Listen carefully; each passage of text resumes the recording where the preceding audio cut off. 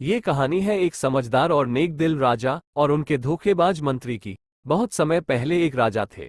वो किसी भी समस्या का बहुत अच्छा न्याय करते थे। राज्य में कोई भी झगड़ा हो या किसी चीज का बंटवारा हो, सब राजा से ही न्याय मांगते थे। क्योंकि सबको पता था राजा न्याय बहुत अच्छा करते हैं, इसलिए सब उन पर विश्वास करते और उनको बहुत मानते थे। एक बार राजा सोचे जंगल में जाकर तप किया जाए और ज्ञान प्राप्त किया जाए। उन्होंने अपने मंत्री को बुलाया और बोले, मैं जंगल जा रहा हूँ, आने में समय लगेगा, तब तक तुम राज्य का ख्याल रखना और महारानी को राज्य संभालने में मदद करना। प्रधानमंत्री बोला, ठीक है, आप जाइए, मैं सभी का ध्यान रखूंगा। फिर राजा अपना राज्य रानी को सौंपकर जंगल की तरफ चल दिए। मंत्री धोखेबाज था, वह भी राजा के पीछे पीछे जंगल की तरफ चल दिया। राजा जंगल में पहुंचकर तप करने लगे। मंत्री भी छिप छिप कर जो राजा करते वह भी वही करता। ऐसे करते करते कई साल गुजर गए। राजा ने बहुत कुछ सीख लिया था और जो ज्ञान राजा ने सीखा वो सभी ज्ञान मंत्री ने भी छिप कर सीख लिया।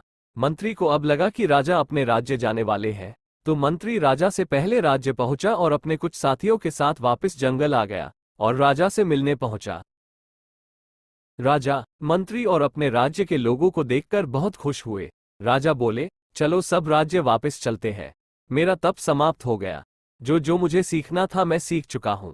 मंत्री बोला, आपने कई वर्षों तक तप किए हैं, हमें भी कुछ दिखाए, आपने क्या क्या सीखा है।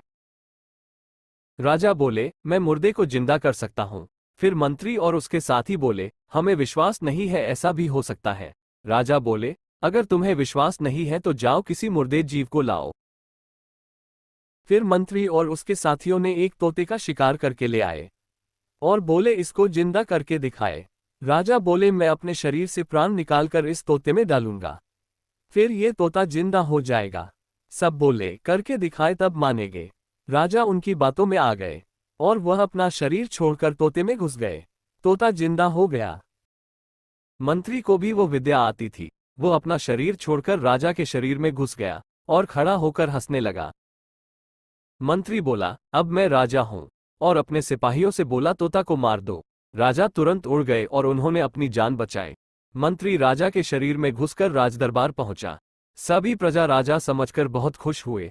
शरीर तो राजा का था लेकिन उसके अंदर मंत्री था, इसलिए जब वह बोलता था तो आवाज राजा जैसी नहीं लगती थी। सब हैरान थे कि राजा की आवाज कैसे बदल गई है। ये बात रानी को भी पता चली कि राजा जंगल से वापस आए हैं लेकिन आवाज बदल गई है। रानी को कुछ गलत लग रहा था, इसलिए रानी ने अपने नौकर से कहा, राजा को जाकर बता देना कि मैंने व्रत रखा है। जब तक मेरा व्रत पूरा ना हो जाए तब तक मैं राजा का चेहरा नहीं देख सकती। जब मेरा व्रत पूरा हो जाएगा तो मैं खुद बुलाऊंगी। नौकर ने जाकर नकली राजा को सब कुछ बोल दिया जो रानी ने कहा था। असली राजा नहीं जानते थे कि मंत्री धोखेबाज है। वो उड़ते उड़ते एक विशाल पेड़ पर पहुंचे। वहां पर पहले से बहुत सारे तोते रहते थे, वह भी उनके साथ रहने लगे। वो जिस पेड़ पर रहते थे उसके पास ही एक झोपड़ी थी। उस झोपड़ी में एक गरीब बुढ़िया रहती थी। पेड़ बुढ़िया के द्वार पर था। वह बुढ़िया ही पेड़ के आसपास की सफाई करती थी। एक दिन राजा सभी तोतों से बोले, हम सब इस बुढ़िया के पेड़ पर रहते हैं और यही हमारी गंदगी साफ करती है। क्यों ना हम सब जब शाम को वापस आए तो कुछ दाने साथ में लाए और इस बुढ़िया के लिए नीचे गिरा दे। सभी तोता राजी हो गए और हर शाम को जब सब वापस आते तो कुछ दाने बुढ़िया के लिए भी लाते। इस तरह बुढ़िया भी भर पेट खाना पाने लगी। कुछ दिनों बाद शिकारी आया, उस पेड़ पर जाल लगा दिया। सभी तोता बच गए लेकिन राजा जाल में फंस गए। शिकारी राजा को पकड़कर पिंजड़े में डाल दिया और पिंजड़ा लेकर अपने घर की तरफ चल दिया। रास्ते में एक पान की दुकान थी। शिकारी पान खाने के लिए पान की दुकान पर चला गया। पान वाले ने शिकारी के पास तोता देखा, उसे तोता बहुत पसंद आया।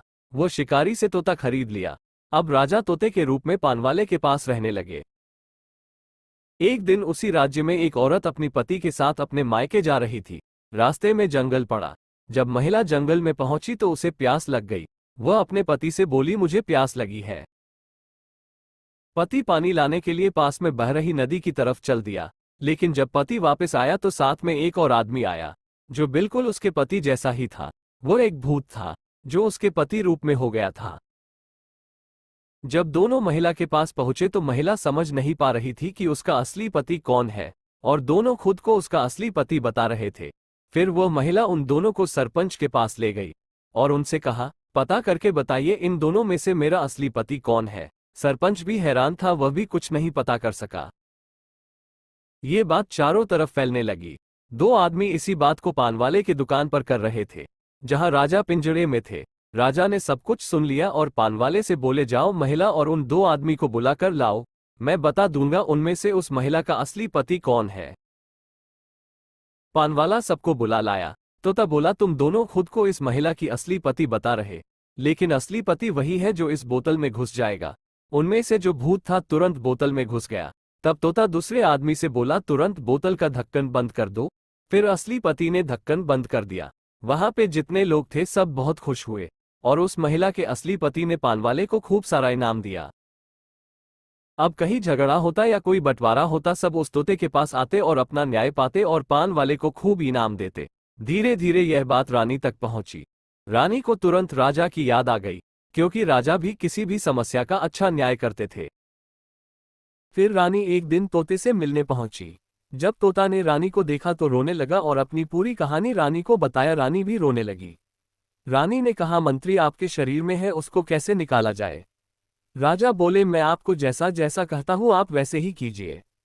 फिर रानी को राजा ने तरीका बता दिया कि मंत्री को अपने शरीर से बाहर कैसे निकालना है। फिर रानी तोता को लेकर महल चली आई और तोते को छुपा दिया, और तोता ने जैसा कहा था करने की तैयारी करने लगी। फिर रानी ने अपने नौकर से कहा, जाओ राजा को बता देना कि आज मेरा व्रत खत्म हो गया है, मुझे राजा को देखना है। नौकर ने जाकर राजा को बता दिया। प्रधानमंत्री बहुत खुश हुआ। उसने सोचा कि रानी ने आखिर में मुझे राजा मान ही लिया। वो तुरंत रानी के पास पहुंचा और रानी से बातें करने लगा। रानी उसकी आवाज सुनकर समझ गई कि यह मंत्री ही है जो राजा के शरीर में है। कुछ देर बाद रानी ने कहा, आपने कई वर्षों तक तपस्या की है, मुझे भी कुछ दिखाएं, आपने क्या सीखा है। मंत्री बोला, मैं मुर्दे को जिंदा कर सकता हूँ। रानी बोली, ऐसा कैसे हो सकता है, मैं कैसे यकीन कर लूं। मंत्री बोला, कोई मुर्दा जीव लाओ, मैं तुम्हें जिंदा करके दिखाऊंगा। रानी ने कहा, मैंने सुना है धोबी का गधा मर गया है, मैं उसका मुर्दा शरीर मंगा देती हूँ, आप जिंदा करके दिखा दीजिए, फिर मुझे यकीन हो जाएगा। प्रधानमंत्री बोला, ठीक है, मंगा लो। फिर रानी ने गधे का मुर्दा शरीर मंगाया। मंत्री अपनी विद्या दिखाने लगा। कुछ ही देर में मंत्री राजा के शरीर से निकलकर गधे के शरीर में घुस गया। गधा जिंदा हो गया। रानी ने तुरंत तोते को पिंजरे से बाहर निकाला। तोते से राजा अपने प्राण निकालकर अपने शरीर में घुस गए और राजा दोबारा अपना शरीर पा गए। मंत्री जो गधे के शरीर में घुसा था वो वही रह गया। वो रानी की चाल नहीं समझ सका। फिर राजा ने गधे को पकड़कर धोबी को दे दिया और धोबी से बोले, इसको बहुत सारा काम देना। धोबी गधे को लेकर चला गया। फिर राजा और रानी अपना जीवन खुशी खुशी व्यतीत करने लगे।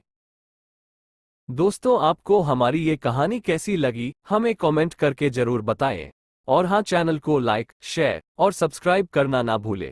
मिलते हैं अगली कहानी के साथ, तब तक के लिए धन्यवाद।